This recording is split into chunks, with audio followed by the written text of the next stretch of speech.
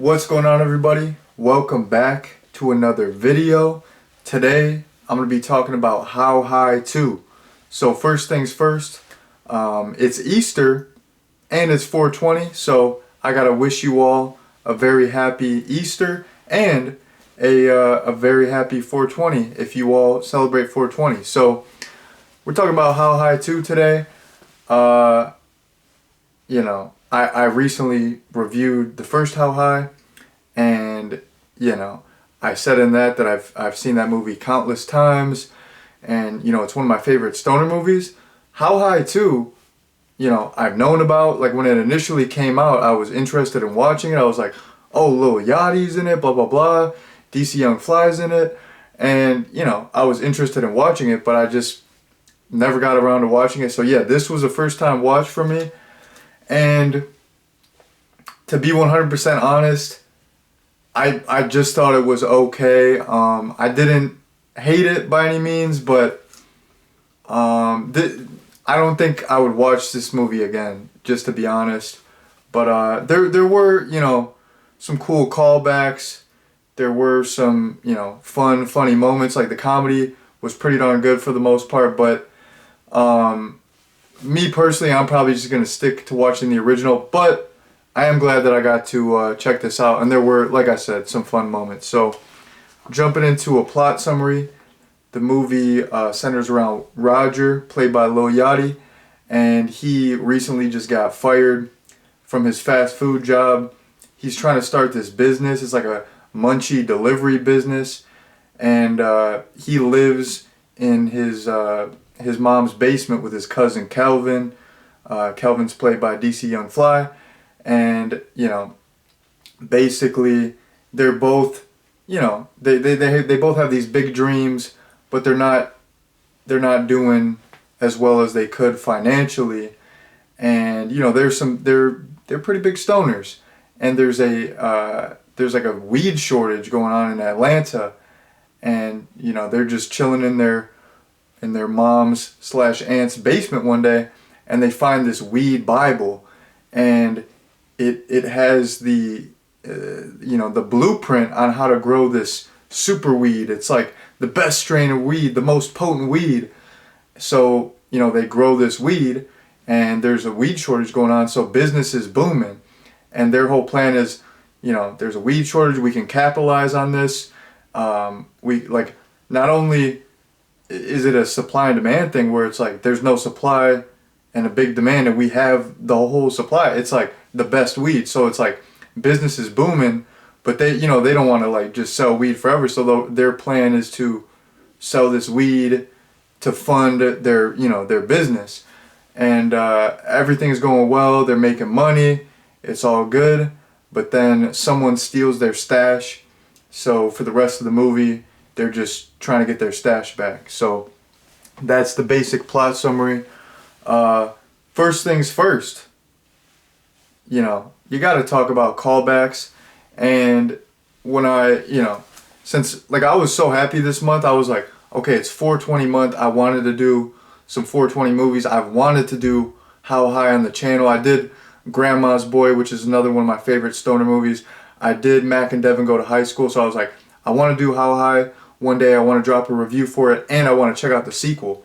Shouts out to Tubi. They had How High 1 and 2 in April. They had all the parody movies for like April Fool's month. Like Tubi goes crazy. Like I don't know, I don't know. I just feel blessed. Like I can watch all this junk for free, and it's like they get the in-demand movies like the month when you want to watch it. So like, yeah, like if Tubi wants to sponsor me, like sponsor me. Like I'll drop an ad every video for, like, I believe in that company. Like I think, like, dude, they're owned by Fox. Like Fox, they put out all the OG X-Men movies. Like those movies fucking ruled. Like shouts out Fox. Like Fox is dope. But anyways, yeah, I was just really excited that these two movies were on Tubi at the same time. And when I decided that I wanted to watch the second one and review it this month, I was like, I hope there's some callbacks. I hope there's some familiar faces. I hope there's some, returning cast members. And there were quite a few returning cast members, and some little callbacks. So first things first, I just talked about this in my How High review. That Baby Powder was one of my favorite characters. Baby Powder is in this movie. Basically, he's like their weed spirit guide. Like he's not like a physical. He's like, would you say like metaphysical? He's like some spiritual entity. Like I said, he's like their spirit guide. Like when they smoke that like magical weed, because like when they first find the weed Bible, there's this like little joint attached to it, so they smoke that, and then like later on they're smoking their own supply too, because it's like they're stoners, so it's like they might as well.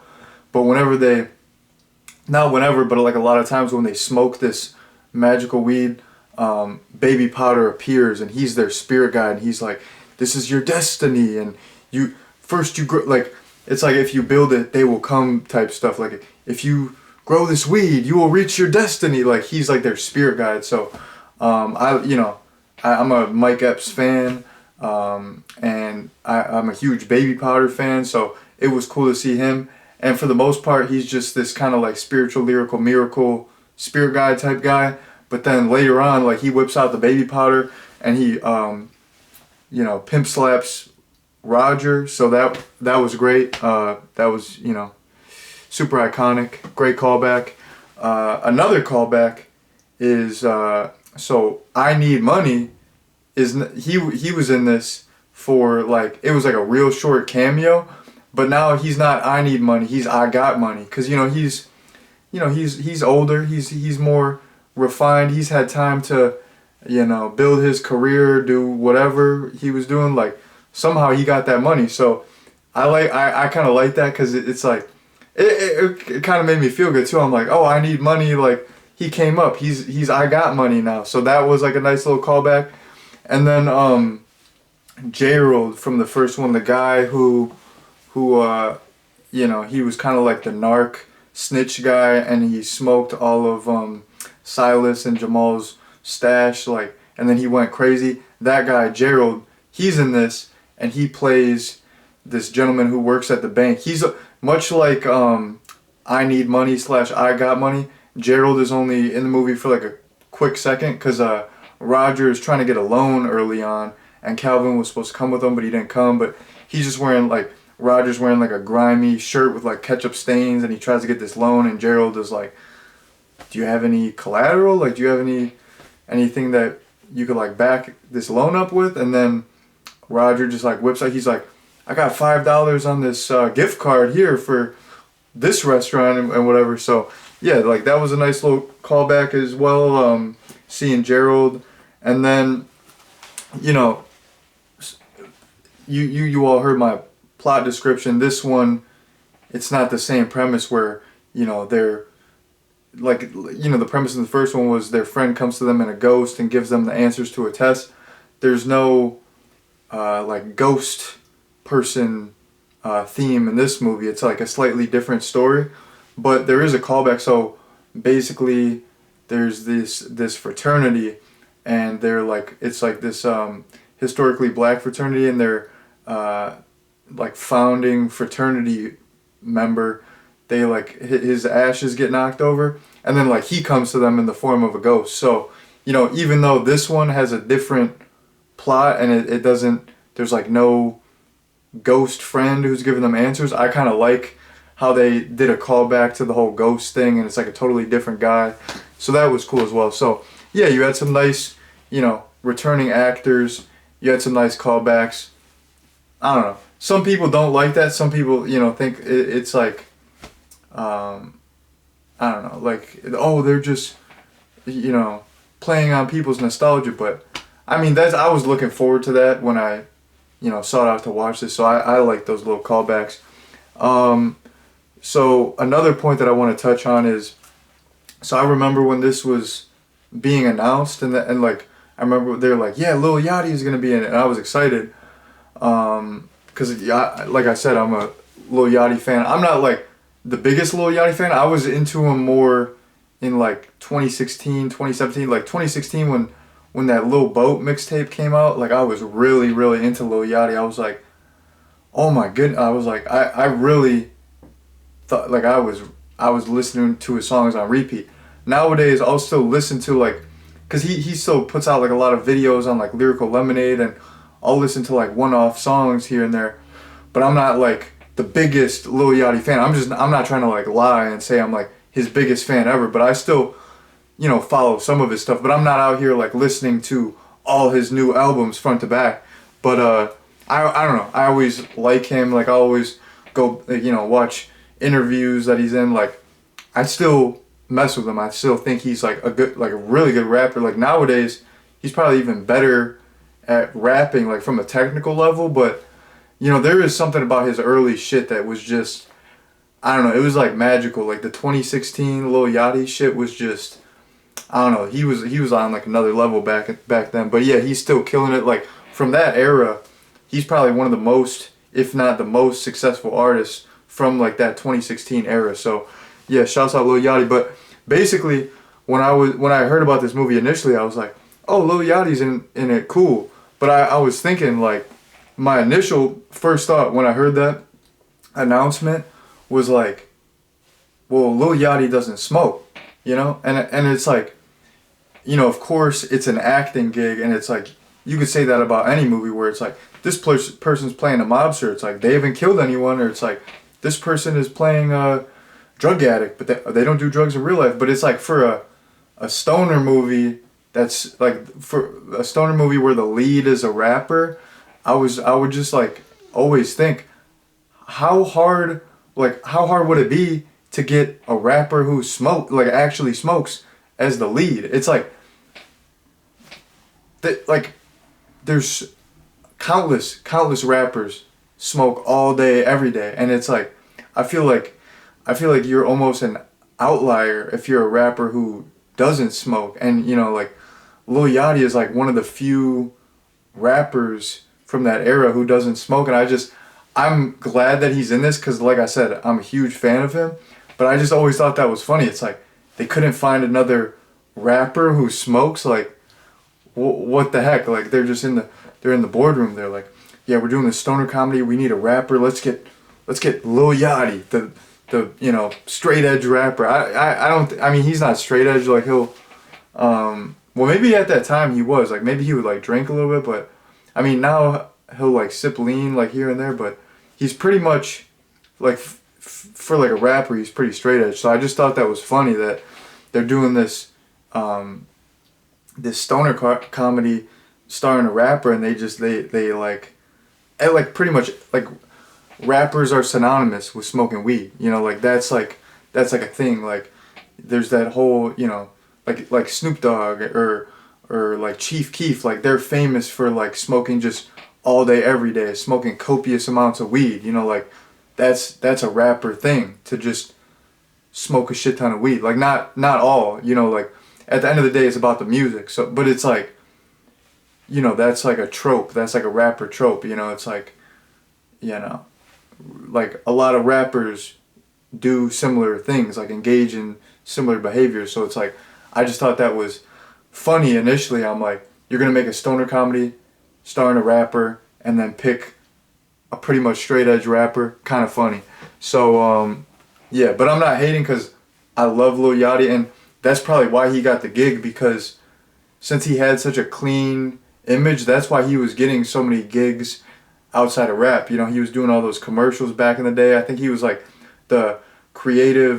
he was like a creative consultant for Nautica or something like that. But like, yeah, like that's probably why he got this movie, because he had that clean image, you know, like that he was like so marketable. His face was everywhere, like still, but like really, like back in the day, like I'm saying back in the day, was it? Well, actually that was kind of, 2016 was kind of long ago, but yeah, like that's probably why he got the gig. So there you go. Moving on, I gotta talk about the chemistry between Roger and Kelvin. I thought they had really good chemistry. They really felt like cousins, and I really liked how, you know, Roger was pretty much the lead. Like this whole munchie delivery business was his idea, but you know, Calvin was like always going along with what Roger wanted and was always supporting him. Like it wasn't really Calvin's dream to start this business, and you know, he was kind of doing his own thing. Like Roger lost his job, Calvin was still, he was doing Uber and selling weed. I mean, he wasn't doing well selling weed, but you know, he almost had like more going for him at that time. But he was like, you know what? It's like my cousin needs me. My cousin has this dream. Blah blah blah. Like I'm gonna support him. Even you know when Roger was like getting with like Alicia, like you know, I feel like Calvin was supportive with that. Like Calvin was just super supportive. So I really liked their relationship. It was really real, and you know, they were like cousins or brothers or family members. They would bicker a little bit. They would, you know, get in little arguments here and there, but you could really tell that they were like, you know, really had each other's back. So I like the chemistry. And the last point that I want to get into is just like my explanation for why I think the movie is just okay.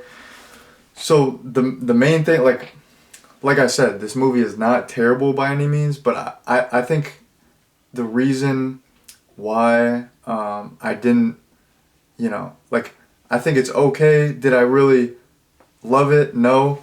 I think the reason for that is because, you know, Lil Yachty and DC Young Fly, they had huge shoes to fill, you know, with you know, Method Man and Redman's characters. They were so iconic, and that movie, like I said, that's like stoner movie Mount Rushmore.